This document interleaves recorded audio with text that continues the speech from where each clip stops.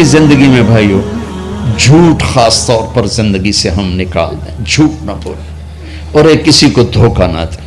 میرے نبی نے فرمایا میرا امتی ہر گناہ کر سکتا، دو نہیں کر سکتا، ایک جھوٹ کبھی نہیں بولے گا، ایک دھوکہ کبھی نہیں دے گا۔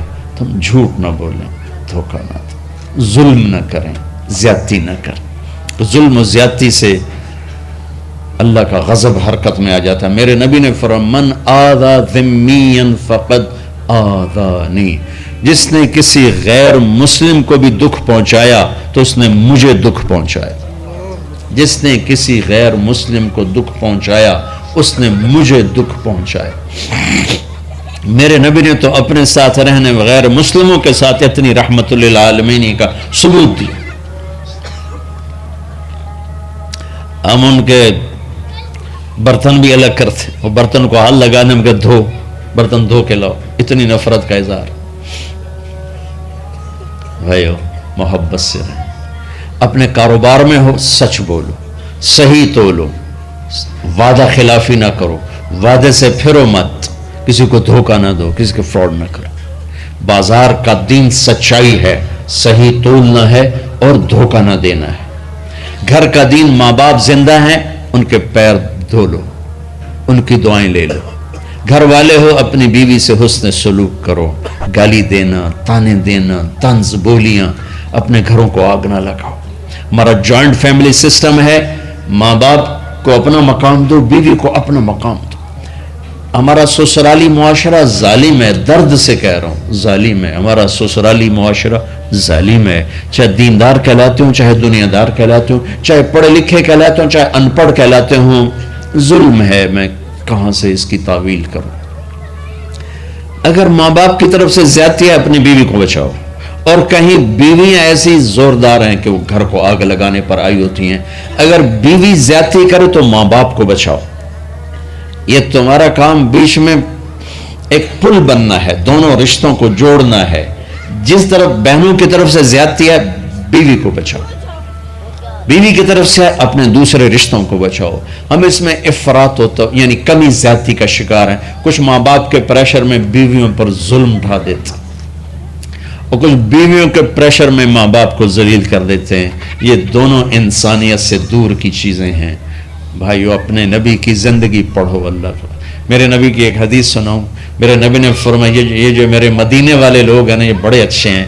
ان کے گھر میں جب کسی کی ڈولی اترے نا تو اسے یوں لگتا ہے جیسے میں اپنے ماں باپ کے گھر ہی آ گئی۔ یہ چند دن پہلے میں نے حدیث پڑھی تو مجھے بڑا مزہ آیا کہ میرا تو مستقل مضمون میں بیان کرتا رہتا ہوں۔ آپ نے فرمایا کہ یہ جو میرے انصار ہیں مدینے والے، ان کے گھر میں کسی کی ڈولی آ جائے تو اسے یوں لگتا ہے جیسے اس کو اپنے ماں باپ اور ساس سسر میں کوئی فرق ہی نہیں نظر آتا کہ یہ ایسے اچھے اخلاق کے لوگ ہیں۔ چلو اگر یہ نہیں ہو سکتا تو کم از کم یہ نفرت تو نہ ہو، لگائی بجھائی، لڑائی جھگڑے، طلاقوں کی شرح بڑھ چکی ہے صرف زبان کی بدتمیزی پر، صرف زبان کی بدتمیزی پر، صرف زبان کی بدتمیزی پر طلاقوں کی شرح بڑھ چکی۔ بھائیو اپنے اخلاق سے اپنے رشتوں کو جیتو۔ ماں باپ کا دل جیتنا ہے، بہن بھائیوں کا دل جیتنا ہے، اپنی بیوی کا دل جیتنا ہے اچھے اخلاق کے ساتھ۔ بیوی کے ذمہ خامن کا دل جیتے اچھے اخلاق کے ساتھ، ساس سسر کا دل جیتے اچھے اخلاق کے ساتھ، اپنے بہن بھائیوں کا دل جیتے اچھے اخلاق کے ساتھ۔ میرے رب کی قسم تم چپ رہنا سیکھ لو، عزت تمہارے قدموں میں آ کے گرے گی۔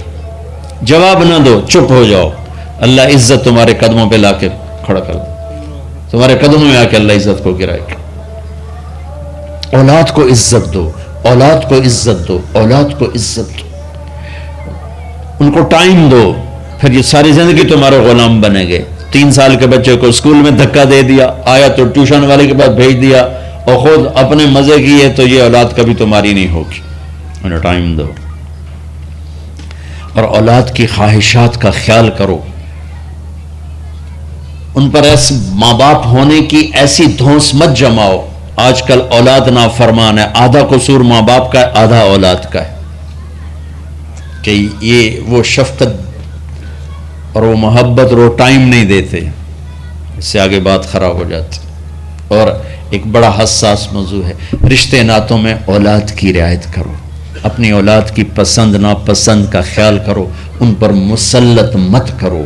اولاد سے کہتا ہوں کوٹ کی شادیاں نہ کرو, عشق معشوقی کی شادیاں نہ کرو, یہ 99.9% ناکام ہو جاتی ہیں. زندگی اور چیز ہے, عشق معشوقی اور چیز. اپنے ماں باپ کی دعائیں برکتیں لے کر شادی کرو. لیکن ماں باپ سے کہتا ہوں اگر کہیں بچی کہہ دے میں نے نہیں کرنی یہاں, تو اللہ کے واسطے اس کی رعایت کرو, اس کو گائے بھینس نہ بناؤ کہ جس قلے نال مرضی جا کے بن چھڈو. انسان ہے, جانور نہیں ہے, انسان ہے. زندگی جس نے گزارنی اس کی رعایت کرو, اس کی رعایت کرو. اولاد سے کہتا ہوں ایسے لو میرج اور گرل فرینڈ بوائے فرینڈ ہمارا کلچر نہیں ہے, یہ ہلاکت اور تباہی کا راستہ. میں قربان جاؤں میرے نبی کی صاحبزادی جنت کی عورتوں کی سردار کا رشتہ آسمان پہ طے ہو چکا ہے کہ علی کے ساتھ کیا جائے گا. خبر آ چکی, جبریل آ چکے ہیں کہ یا رسول اللہ فاطمہ علی کے لیے ہے, اور حضرت علی رشتے کا پیغام لے کر آئے ہیں. اور آپ فرما رہے ہیں انشاءاللہ. ہاں نہیں کی, کا انشاءاللہ. ہاں تو ہو چکی ہے انشاءاللہ. ہاں کیوں نہیں کی؟ ہاں ہو چکی. آپ کو سبق سکھانے کے, ہمیں شریعت سکھانے کے. گھر تشریف لے گئے, فاطمہ بیٹی علی کا رشتہ آیا ہے, ہاں کر دوں. اللہ اکبر. جب جبریل آ کے بتا چکے ہیں کہ یہ رشتہ ہو چکا ہے آسمانوں پر, اللہ نے کہہ دیا ہے کہ فاطمہ علی کا کے ہاتھ میں دی جائے گی, پھر یہ کیوں پوچھ رہے ہیں بیٹی علی کا رشتہ آیا ہے, ہاں کر دوں. ہمیں سکھانے کی کہ کتنی بچیاں سسک کے زندگی گزار دیتی ہیں, ماں پیو زبردستی کر دیتے. کتنے بچے سسک کے زندگی گزار دیتے ہیں کہ ماں باپ زبردستی کر دیتے. بھائیو اللہ کے واسطے شریعت پڑھو, دین پڑھو, نبی کی زندگی پڑھو. حضرت فاطمہ رضی اللہ تعالیٰ عنہ کا انکار کرنا تھا کیا خیر. آج کل کی شریف بچی بیچاری چپ کر کے کہتی ٹھیک ہے جی میں ماں پیو دی مرضی. تو فاطمہ جیسی ہستی کوئی تصور کر سکتا ہے؟ کہیں گی نہیں. وہاں سے اقرار ہی تھا, لیکن ہمیں پیغام دینا تھا, سکھانا تھا کہ یا رسول اللہ جیسے آپ کی مرضی. علی جاؤ لوگوں کو بلاؤ. پھر لوگوں کو بلایا, پھر آپ نے نکاح پڑھایا, پھر رخصتی ہوئی, بلا کر آپ نے فاطمہ کا ہاتھ پکڑا اور یوں علی کے ہاتھ میں دے کر کہا علی تمہیں نبی کی بیٹی مبارک. اور پھر فرمایا فاطمہ مجھے جو سب سے زیادہ محبوب تھا میں نے تیرا ہاتھ اس کے ہاتھ میں دے دیا. بھائی اللہ کے واسطے اپنی قومی زندگی سے نکلو, رواجی زندگی سے نکلو. پنجاب کی زندگی, پٹھانوں کی زندگی, بلوچوں کی زندگی, سندھیوں کی زندگی, یہ بت ہیں, ان کو توڑ کے نبوت والی زندگی, نبوت والی زندگی, نبوت والی زندگی وہ اختیار کریں گے. ہماری عورتیں بھی سکھی, ہمارے مرد بھی سکھی, ہماری اولاد بھی سکھی. تو سارے بھائی نیت کرتے ہیں نا اس کی انشاءاللہ. اللہ تعالیٰ ان کی بخشش فرمائے. تو آپ بھائیو ایک تو یہاں مرکز اسماعیل وہاں جایا کرو جمعرات کو, آپ کو فائدہ ہوگا. آپ کے پاس مسجد میں جماعت آ جائے ان کے ساتھ بیٹھا کرو, اس سے آپ کو انشاءاللہ فائدہ ہوگا. مہینے میں 3 دن جایا کرو, اس سے آپ کو انشاءاللہ راستہ ملے گا. اور دعا سے پہلے اگر کسی سے لڑے ہوئے ہو, مستورات میں کوئی کسی سے لڑی ہوئی ہے یا آپ کسی سے لڑے ہوئے ہو, تو کہ میں ہاتھ جوڑتا ہوں, مر جانے والی جگہ پہ کیا لڑائیاں, معاف کر دو, معاف کر دو, معاف کر دو, اللہ پہ چھوڑ دو. اپنے نبی کے ایک حدیث سنا کے دعا کرتے ہیں. آپ نے فرمایا مدینے والوں سے, مدینے والوں میرے بعد تمہیں تمہارا حق نہیں ملے گا, کیا کرو گے؟ کہا ہم تلوار اٹھائیں گے, حق لیں گے. آپ نے فرمایا اگر میں اس سے اچھی چیز بتاؤں کرو گے؟ کہا جی کیا؟ کہا حق کے لیے لڑائی نہ لڑنا, چھوڑ دینا اور حوض کوثر پہ آ جانا, سارے پورے کروا دوں. اب یہ وعدہ مدینے والوں کے ساتھ نہیں ہے, یہ وعدہ ہر اس امتی کے ساتھ ہے جو جھگڑے سے بچنے کے لیے حق چھوڑ دے. اپنا حق لو, کوشش کرو, لیکن اگر لڑائی کی شکل ہے واپس ہو جاؤ کہ یا رسول اللہ آپ کے حوالے.